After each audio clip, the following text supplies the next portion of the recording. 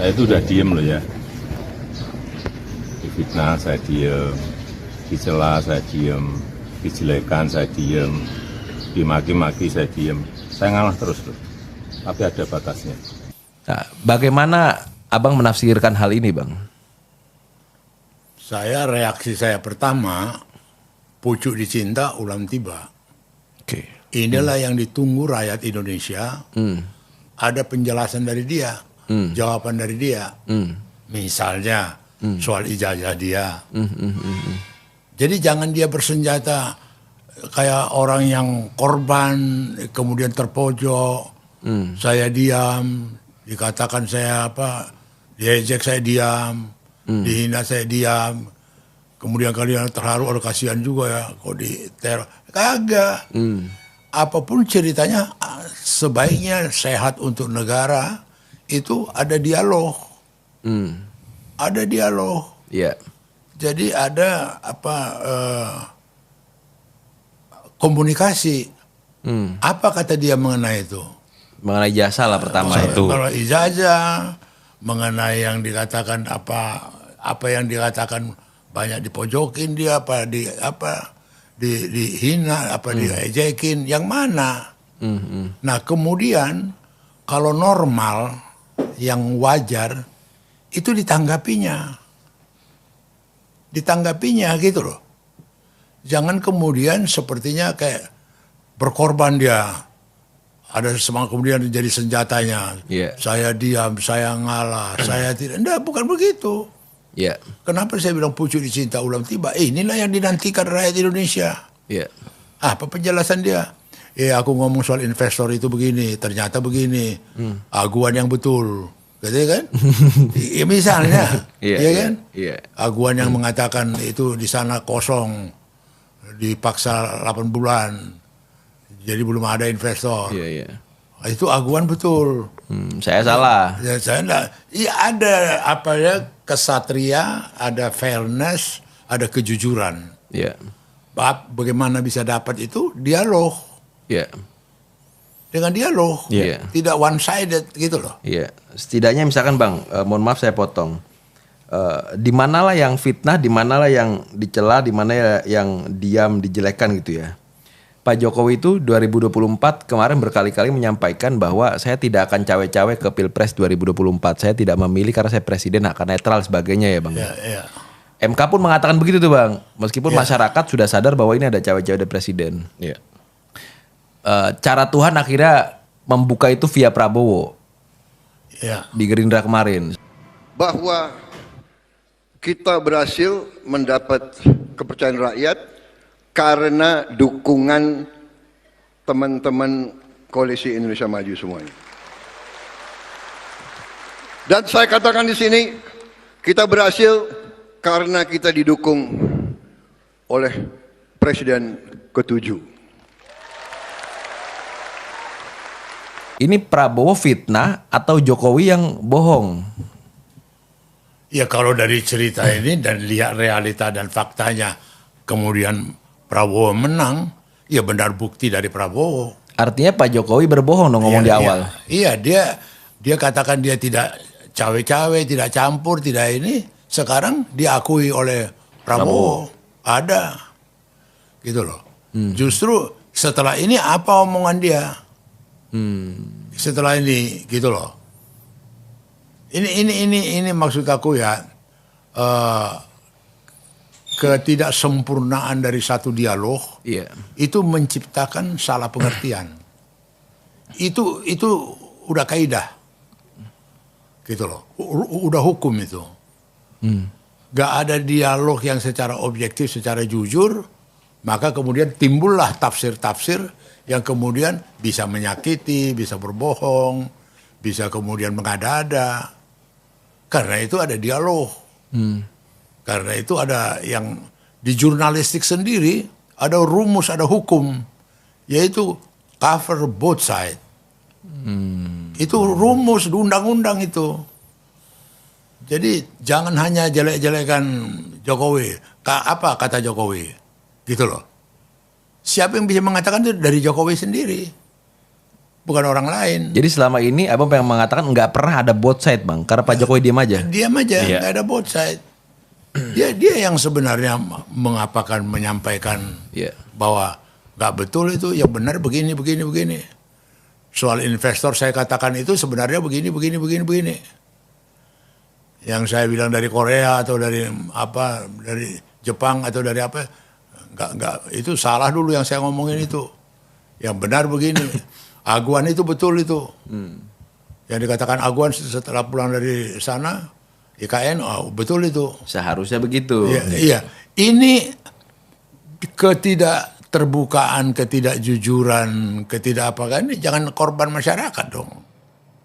Jangan rakyat jadi korban dong. Dengan penuh teka-teki dan tafsir sendiri, jangan dong. Itu loh. Nah disinilah kita harapkan sampai sejauh mana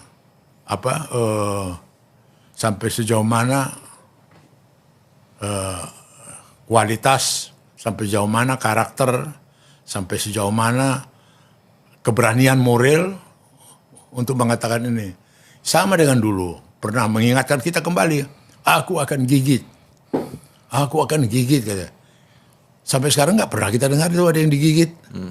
Ketua KPK yang digigit bang, Agus Raharjo.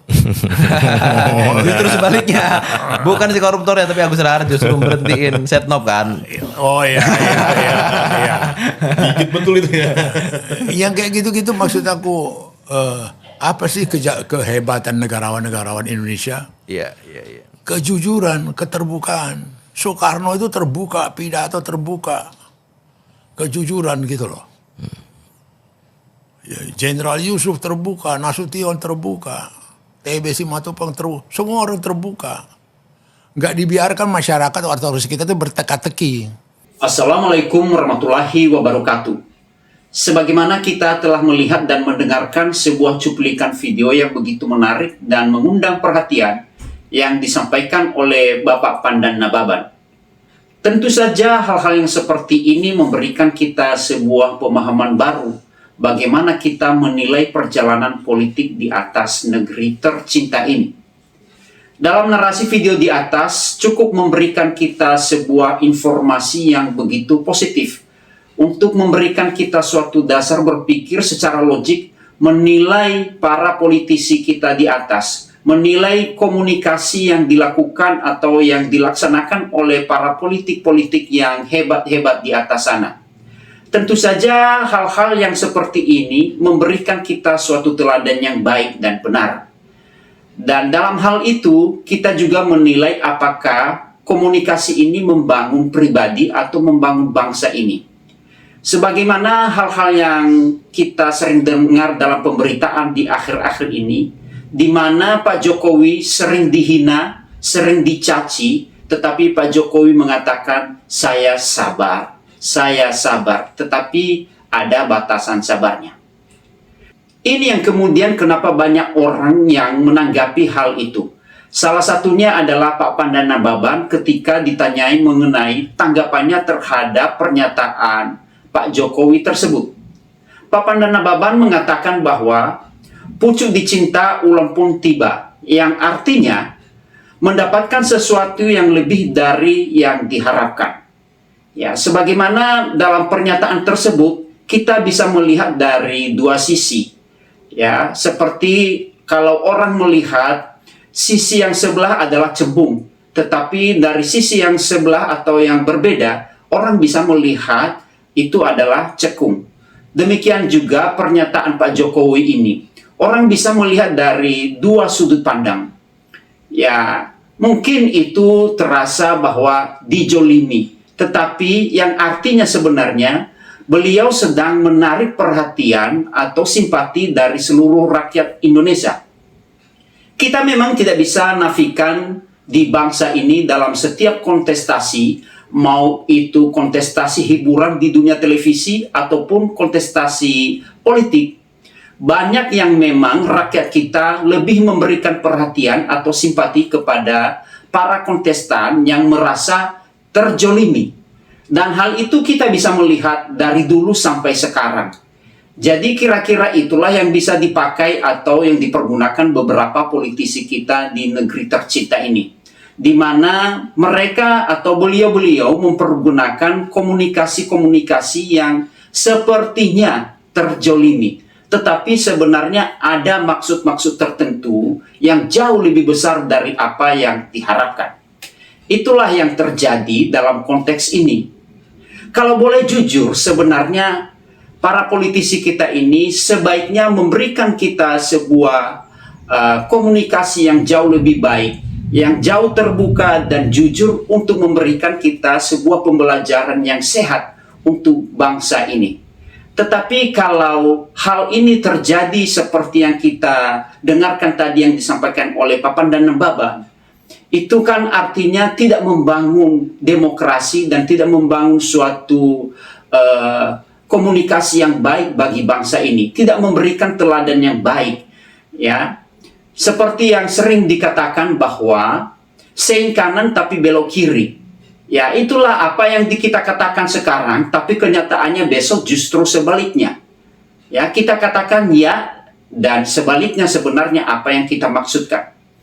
Ya, sebagaimana juga kita ketahui pada tahun 2024 yang seperti dinarasikan tadi di televisi atau di video yang barusan kita lihat, bahwa Pak Presiden Jokowi pernah mengatakan bahwa dia tidak akan campur cawe-cawe dalam pemilihan presiden dan wakil presiden.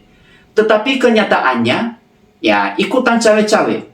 Dan hal itu dibuktikan atau dibukakan oleh Pak Presiden Prabowo sekarang yang sebagai presiden terpilih. Di mana Pak Prabowo mengatakan bahwa kita bisa menang salah satunya oleh karena dukungan Pak Jokowi. Nah, hal itu kan sebenarnya membuka sebenarnya apa yang terjadi selama ini. Mungkin Pak Jokowi tidak menyadari kata-kata itu. Tapi kalau kita lihat dari sisi keterbukaan, sisi kejujuran, Pak Prabowo jauh lebih jujur.